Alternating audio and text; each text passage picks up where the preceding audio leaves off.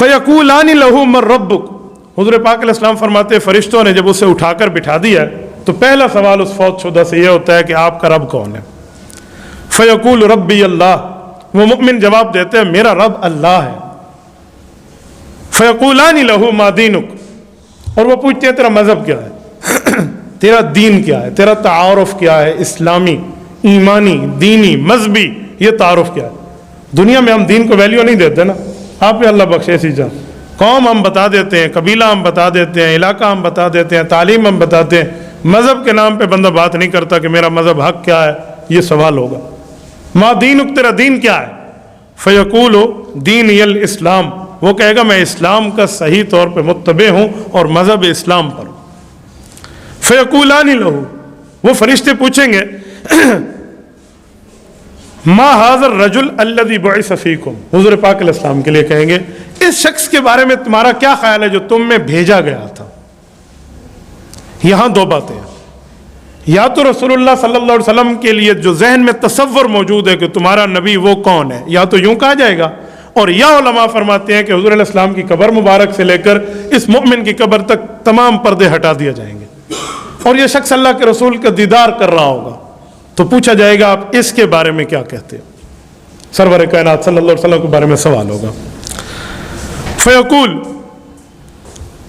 ہوا رسول اللہ صلی اللہ علیہ وسلم، وہ کہے گا یہ اللہ کے رسول صلی اللہ علیہ وسلم ہے۔ مؤمن اپنی ایمانی طاقت سے پہچانے گا، کیسے؟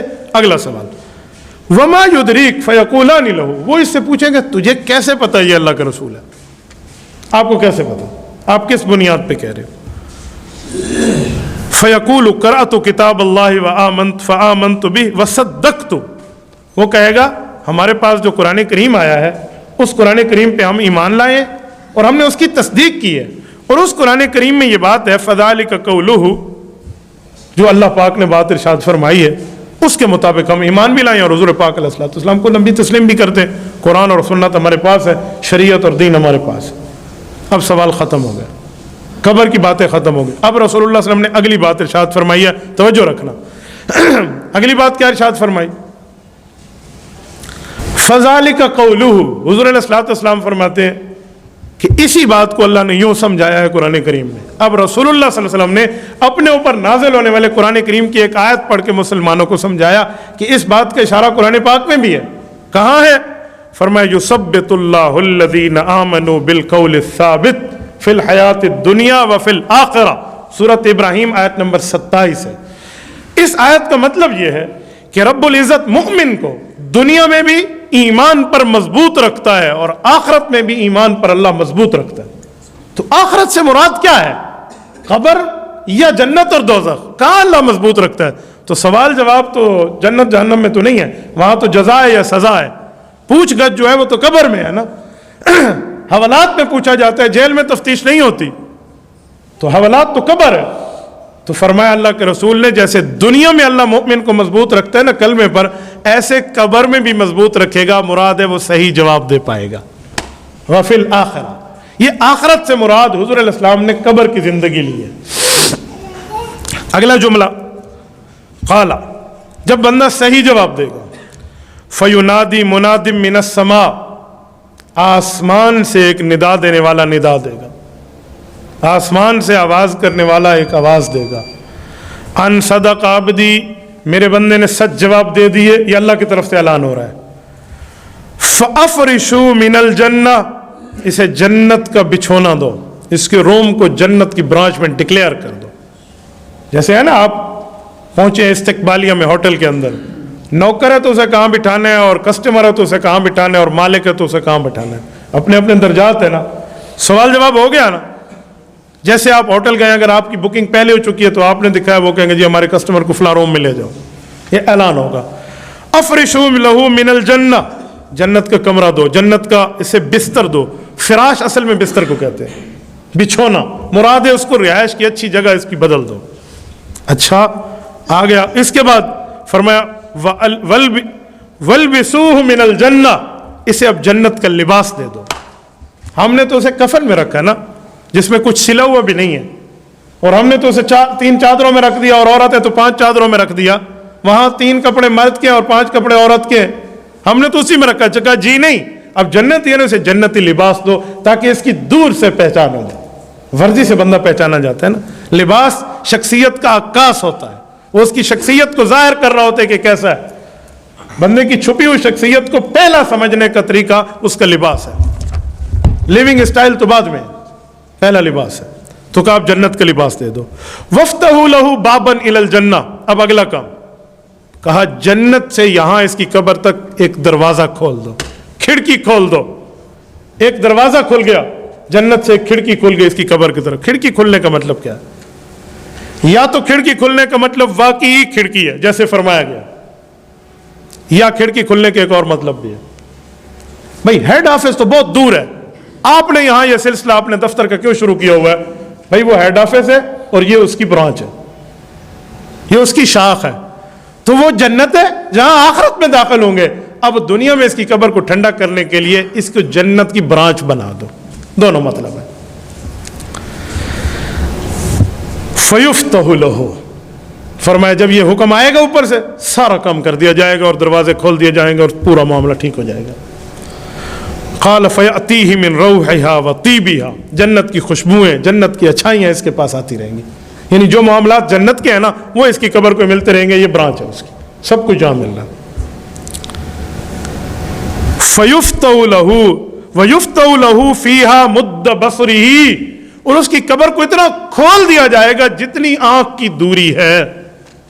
یہاں پر ایک سوال اٹھتا ہے اور عام طور پہ لوگ اٹھاتے بھی ہیں، بھئی قبر اتنی کھل جائے گی تو ساتھ والا مردہ کہاں جائے گا؟ قبرستان میں تو سینکڑوں مردے ہیں، ہزاروں مردے ہیں. ہمارے یہاں تو سینکڑوں ہیں نا. آپ بڑے بڑے قبرستان، لاہور کا میانی صاحب کے قبرستان جائیں، ہزاروں قبریں آپ کو ملیں گی. ہزاروں میں پھر بھی محتاط اندازہ کہہ رہا ہوں، شاید اس سے بھی بڑھ کے ہوں.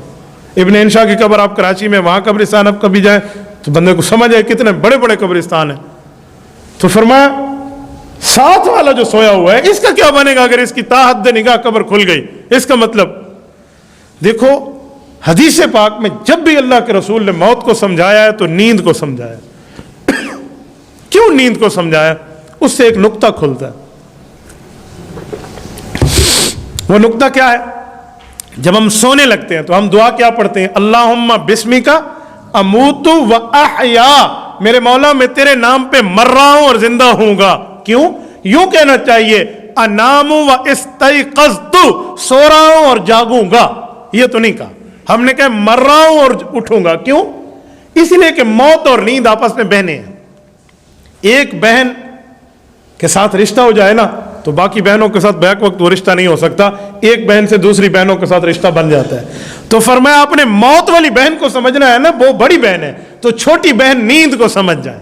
تو نیند اور موت میں بڑی چیزوں کی اشتراک ہے، بڑی چیزوں کا مشترک ہے، بڑی چیزوں کے ایک دوسرے سے ریلیشن ہے.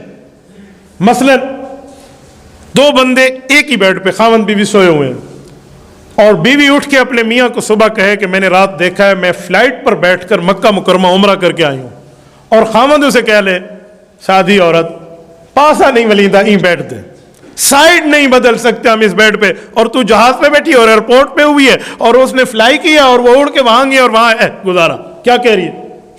خاوند کی بات سچ بنے گی؟ جی نہیں. کیوں؟ یہ عورت نیند کی بات کر رہی ہے اور خاوند دنیا کی بات کر رہا ہے. وہ جو اسے محسوس ہو رہا ہے تو اسے فلائٹ میں بیٹھنا ہی محسوس ہو رہا ہے، اسے وہاں سے ایئرپورٹ سے اڑنا ہی محسوس ہو رہا ہے، اور وہاں جانا، وہاں کھانا پینا پھرنا پھرانا، عمرہ حج طواف سارا جو بھی ہے وہ کر کے واپس آ رہی ہے، تو اسے بالکل ہو رہا ہے. اور بعض اوقات انسان جو خواب میں دیکھتے ہیں تو جسم پہ اس کا اثر ہوتا ہے، اچھی چیز کا بری چیز کا بھی. کھاتے ہوئے بندہ خواب میں اڑ جائے نا تو لذت بعض اوقات منہ میں محسوس ہوتی ہے، اور کوئی اسے گرفتار کر رہا ہو اور کوئی اسے بلا آئی ہوئی ہو اور وہ اسے دبوچ رہی ہو تو فوراً اٹھے تو ہڑبڑا کے بندہ اٹھتا ہے، جسم کانپ رہا ہوتا ہے. خواب کی چیز کا اثر جسم پہ آتا ہے. کسی بندے نے خواب میں کوئی خواب دیکھ لیا ہے، اٹھا ہے تو اس پر غسل واجب ہو چکا ہے، تو وہ اثر جسم پہ آتا ہے یا نہیں آتا؟ دکھ رہا ہوتا ہے نا. تو اس کا معنی ہے خواب کی چیز کا دنیا سے بڑا اثر ہے. تو اب خواب کے ذریعے سمجھا گیا تو اب موت کو بھی ایسے سمجھیں گے اس کی بڑی بہن ہے. یہ جو فرمایا کہ اس کے لیے تاحد نگاہ دروازے کھل جاتے ہیں اور ماحول اتنا بڑا ہو جاتا ہے قبر میں، عالم قبر، عالم برزخ، حیات قبر، قبر کی زندگی میں، تو یہ بھی ایسے ہے گویا اس کو حقیقتاً یہ محسوس ہو رہا ہوتا ہے، حالانکہ وہ اس چھوٹی جگہ میں موجود ہوتا ہے، لیکن اس بندے کی حد تک وہ تاحد نگاہ بڑھ جاتی ہے. اچھا جب اتنی بڑی نگاہ بڑھ گئی، یہ تو مسلمان کا کام ہے. وَأَمَّا الْكَافِرُ کا جو خدا پاک کا منکر ہے اور اللہ کا انکاری ہے، شریعت کا انکاری ہے، دین کا انکاری ہے، اس کا حالت کیا ہوگی؟ حضور پاک علیہ السلام کی عادت مبارکہ ہے، ہمیشہ جب اچھوں کا ذکر کرتے ہیں تو بروں کی بات بھی بتاتے ہیں تاکہ بندہ اچھائی پہ آ جائے اور برائی سے رک جائے. دیکھیں نا، ہم سورۃ فاتحہ پڑھتے ہیں نا، انعمت علیہم، جن پر انعام ہوا، آگے کیا کہتے ہیں؟ غیر المغضوب علیہم ولا الضالین. اچھوں کی بات بھی ہے، بروں کی بات بھی. یہ ترتیب شریعت ہے. اب رسول اللہ صلی اللہ علیہ وسلم نے منکر کی بات فرمائی کہ اب اس کافر کے ساتھ کیا ہونا ہے؟ منکر کے ساتھ جو بالکل شریعت کا انکاری ہے اور نہیں مانتا دین کو اور ان چیزوں کو نہیں مانتا جو اللہ کے رسول بتائے، اس کی حالات کیا ہے؟ فرمایا وَأَمَّا الْكَافِرُ فَذَكَرَ مَوْتَهُ، اس کے موت کو ذکر کیا، ساری بات کی، اس طرح فرشتے آئے، یہ ہوا وہ ہوا. جب قبر میں پہنچا تو ہر بندے کے ساتھ ایک چیز کامن ہے، وہ مسلمان ہے یا کافر. وہ کیا ہے؟ روح کا تعلق جوڑ کے اسے اٹھا کر بٹھا دیا جائے گا. اتنے تک تو کامن ہے. آگے سوال جواب میں فرق آ جائے گا، وہ جواب دے پائے گا یا جواب نہیں دے پائے گا. فرمایا جب وَيُعَادُ رُوحُهُ فِي جَسَدِهِ، جسم میں روح کا تعلق لوٹایا گیا، روح لوٹائی گئی، یعنی تعلق قائم ہوا، یہ بندہ اٹھ کے بیٹھ گیا. وَيَأْتِيهِ مَلَكَانِ، دو فرشتے آگے، فَيُجْلِسَانِهِ فَيَقُولَانِ لَهُ مَن رَبُّكَ، وہی سوال کیا اٹھا کر، تیرا رب کون ہے؟ فَيَقُولُ هَا وَهَا لَا أَدْرِي لَا أَدْرِي، او کما قال علیہ السلام، وہ کہتے ہو میں تو نہیں جانتا. جب جس نے رب پر ایمان ہی نہیں رکھنا، جس کو اللہ پر یقین ہی نہیں ہے، وہ کیا بتائے گا میرا اللہ کون ہے؟ وہ تو وہی بتائے گا نا جس پر مرا ہے. وہ انہوں نے کہا ہاں وہاں لا ادری، مجھے کچھ نہیں پتا.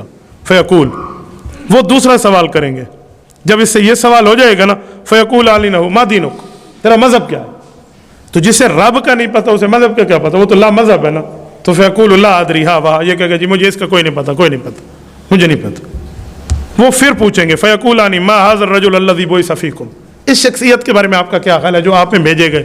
تو جس نے رب کو نہیں ماننا، دین کو نہیں ماننا، وہ نبی کو کیا مانتا ہے؟ نبی کا منکر. تو یہ کہے گا لا ادری لا ادری، مجھے کچھ نہیں پتا، اور ہاں وہاں، مجھے بالکل اس بارے میں کسی قسم کا کوئی علم نہیں ہے. فینادی منادی من السماء، ابھی یہ سلسلہ پورا ہوگا اور پھر آسمان سے اس کے لیے ایک اعلان ہوگا. وہ اعلان کیا ہے؟ فرمایا اس کے لیے اب اعلان سنیں، ان کذب، اس بندے نے جھوٹ بولا. لفظوں پر غور کرنا. جب مسلمان کا اعلان تھا تو کیا تھا؟ ان صدق عبدی، ادھر عبدی کا لفظ نہیں ہے، کہ میرے بندے نے سچ بولا. اللہ نے مسلمان کو اپنا بندہ فرمایا، اور کافر کے لیے لفظ بندہ بھی نہیں بولا. اندازہ لگائیں، اسلام کو ٹھکرانے کا نتیجہ دیکھیں. ان کذب، فرمایا کہ جھوٹا ہے. یہ نہیں کہا کہ میرا بندہ جھوٹا ہے، میرے بندے کی طرف نسبت بھی نہیں کی. اگلا جملہ کہ جب یہ ہو گیا، فَأَفْرِشُوا مِنَ النَّارِ، اب جہنم کا اسے روم دے دو، جہنم کا اسے بستر دے دو. وَأَلْبِسُوهُ مِنَ النَّارِ، جہنم کا لباس دے دو. وَافْتَحُوا لَهُ بَابًا إِلَى النَّارِ، جہنم کی طرف کھڑکی کھول دو. قَالَ فَيَأْتِيهِ مِنْ حَرِّهَا وَسُمُومِهَا، جہنم کی سختیاں، جہنم کی تپے، جہنم کی آگ کی تکلیف اس تک پہنچے گی. اللہ محفوظ فرمائے. وَيُزَيِّقُ عَلَيْهِ قَبْرُهُ حَتَّى تَخْتَلِفَ فِيهِ أَضْلَاعُهُ، فرمایا جب اس کی تاحد نگاہ قبر بڑی تھی نا، اب اس بندے کے لیے کوئی تاحد نگاہ قبر نہیں بڑی، بلکہ اس قبر کو بھی سکیڑ دیا جائے گا، اس قبر کو تنگ کیا جائے گا. کہا کتنی تنگ ہوگی؟ یہ تو پہلے تنگ ہے، بندہ سائڈ ہی نہیں بدل رہا، تنگ کتنی ہوگی؟ فرمایا حتی یزیق علیہ اضلاعہ، اس کی پسلیاں ایک دوسرے کے اندر مل جائیں گی. یہ اس کی تکلیف کی سٹارٹنگ شروع ہو گئی. اللہ محفوظ فرمائے. اچھا، ثم یقیض علیہ اعمی اصم معہ مرزبۃ من حدید، فرمایا پھر اس پر جو مسلط ہوگا نا، وہ آنکھوں سے اندھا ہوگا اور کانوں سے بہرا ہوگا. مراد فرشتہ ہے، فرشتہ اندھا نہیں ہے، فرشتہ کوئی فرشتہ بہرا نہیں ہے. یہ کیوں کہا؟ یہ ہمیں ایک مثال میں سمجھایا جا رہا ہے کہ وہ اندھا ہوگا، نہیں دیکھے گا کہاں لگ رہا ہے، وہ بہرا ہوگا، تمہاری چیخ پکار سے وہ کوئی اثر نہیں لے گا، وہ کوئی امپریس نہیں ہوگا کتنا چیخ رہا ہے، کتنا ایسا چیخ رہا ہے، زیادہ چیخ رہا ہے، اس کو تکلیف ہوئی ہے نہیں ہوئی. ایسے سمجھو اندھا گونگا آپ پر مسلط ہو گیا، اندھا بہرا مسلط ہو گیا، نہ کچھ سنتا ہے نہ کچھ دیکھتا ہے، یوں آپ پر ہوگا. مَعْهُ مِزْرَبَةٌ مِّنْ حَدِيدٍ، لوہے کا ایک گرز ہوگا اس کے پاس. اور جب مارے گا اسے، لَوْ ضُرِبَ بِهَا جَبَلٌ لَصَارَ تُرَابًا، اسے چھوڑو، اللہ کے رسول فرماتے ہیں اگر پہاڑ پہ مار دینا تو پہاڑ ریزہ ریزہ ہو جائے، مٹی مٹی ہو جائے، ایسے ہو جائے جیسے کرش ہو گیا، بالکل پاؤڈر بن گیا، ترابا مٹی کی طرح ہو جائے گا. اور وہ اسے مارے گا. فَيَضْرِبُهُ بِهَا ضَرْبَةً، جب وہ اسے ایک چوٹ مارے گا نا، فَيَصِيحُ صَيْحَةً، یہ اتنی بڑی چیخ مارے گا، یہ کافر اتنا بڑا چیخے گا، اتنا شور و غوغا ڈالے گا، یسمعها ما بین المشرق والمغرب، کہ اس کی آواز مشرق کی ابتداؤں سے لے کر مغرب کی انتہاؤں تک پہنچ جائے گی۔ الا الثقلین، انسان اور جن یہ آواز نہیں سن سکیں گے۔ کیوں؟ وجہ اس کی اگلی حدیث پاک میں وجہ ہے، حضور پاک علیہ الصلوۃ والسلام ایک قبر پہ گزرے تو اللہ کے رسول فرمائے بندے کون ہیں؟ 6 یا 7 قبریں۔ تو ایک شخص بوڑھے وہاں موجود تھے، صحابہ نے کہا یا رسول اللہ میں یہاں تھا، یہ مشرک مرے تھے، یہ شرک میں مرے تھے، ان کی قبریں ہیں، مسلمانوں کی نہیں ہیں۔ حضور نے فرمایا اللہ اکبر، تحفظ من عذاب القبر، یہ اگلی حدیث، اللہ کے سے پناہ مانگو عذاب قبر سے۔ کہ یا رسول اللہ کیا ہوا؟ کہا دیکھا نہیں ہے جس خچری پر میں بیٹھا ہوں، خچر مؤنث، اس پر بیٹھا ہوں، وہ بدکنے لگ گئی ہے اور یہ بدکی ہے، اس کی عذاب قبر پہ یہ محسوس کر رہا ہے، باقی انسان اور جنات محسوس نہیں کر رہے۔ صحابہ نے پوچھا یا رسول اللہ کیوں؟ فرمایا میں اللہ سے مانگوں پھر تم دیکھنا چاہتے ہو؟ لدعوت اللہ، میں مانگوں اللہ سے دیکھنا چاہتے ہو؟ کہا اگر میں نے مانگ لیا اور رب نے دکھا دیا، لا تدافنوا موتاکم اوکم، تم اپنے مردوں کو کبھی دفن بھی نہیں کرو گے، کیا کرو گے پھر؟ وہاں پکڑ کے بیٹھ رہو گے؟ تو فرمایا اسی لیے میں یہ دعا نہیں کرتا، میں وقت کا نبی ہوں، اللہ نے میرے اوپر کھول دیا۔ دیکھیں عالم برزخ اتنا پردے میں، حضور کے ساتھ صحابہ جیسی ہستیاں، اہل بیت جیسے افراد موجود ہیں، لیکن وہ نہیں دیکھ رہے۔ انسانیت، عام انسانیت کے لیے بین لگا دیا گیا، ان جنات کے لیے بین ہے۔ کیوں؟ انسان اور جن یہ 2 مخلوق ہے جو احکام کی پابند ہے۔ قرآن کریم 27 پارہ 2 صفحہ، رب کیا فرماتے ہیں؟ وما خلقت الجن والانس الا لیعبدون، میں نے انسان اور جنات کو پیدا عبادت کے لیے کیا ہے، اور جو عبادت کے لیے پیدا کیا جاتا ہے اس پر ایمان بالغیب ہوتا ہے، اس کو ایمان دکھایا نہیں جاتا، اسے غیب پہ ماننا ہوتا ہے۔ اگر یہ کھل جائے تو ایمان بالغیب ہی ختم ہو جائے گا نا، لیکن پیغمبر کی ذات پر کھولا گیا تاکہ کچھ نہ کچھ امت کو پتہ تو چلے۔ اور کبھی کبھی اللہ اپنے کسی برگزیدہ پر بھی کبھی کبھی کھول دیتے ہیں، اس ولی اللہ پر بھی کشف القبور ہو جاتا ہے۔ اس سے یہ نہیں ہے کہ ایمان بالغیب ختم ہوا ہے، وہ بعض اوقات کسی چیز کا اظہار کرا دیا جاتا ہے۔ خر کی عادت، ہر لکڑی سانپ نہیں بنتی، لیکن موسیٰ علیہ السلام کے ہاتھ میں آنے والی سانپ بن گئی تھی۔ ہر پتھر سے اونٹنی نہیں نکلتی، لیکن صالح علیہ السلام کے لیے اونٹنی نکل پڑی تھی۔ ہر دمبا ذبح ہونے کے لیے وفدیناہ بذبح عظیم آسمان سے نہیں آتا، بکرا منڈی سے لینا پڑتا ہے، لیکن حضرت اسماعیل علیہ السلام کے لیے آسمان سے آ گیا۔ تو ہر کی عادت ہے، کبھی کبھی اللہ دکھا بھی دیتے ہیں، لیکن عمومی قاعدہ ہے کہ نہیں دکھاتے۔ جانور تو سن لیتے ہیں، پرندے سن لیتے ہیں، وہ دیکھ لیتے ہیں، وہ تو مکلف نہیں ہے نا احکام کے۔ فرمایا جب یوں ہوگا فیصیر ترابا، ایک چوٹ مارنے سے مٹی مٹی ہو جائے گا، ثم یعاد فی الروح، پھر جسم بنا، پھر اس میں روح پڑی، اور پھر معاملہ، اور پھر یہ چلتا رہے گا۔ اللہ پاک محفوظ فرمائے، اللہ پاک کرم اور فضل کا معاملہ فرمائے۔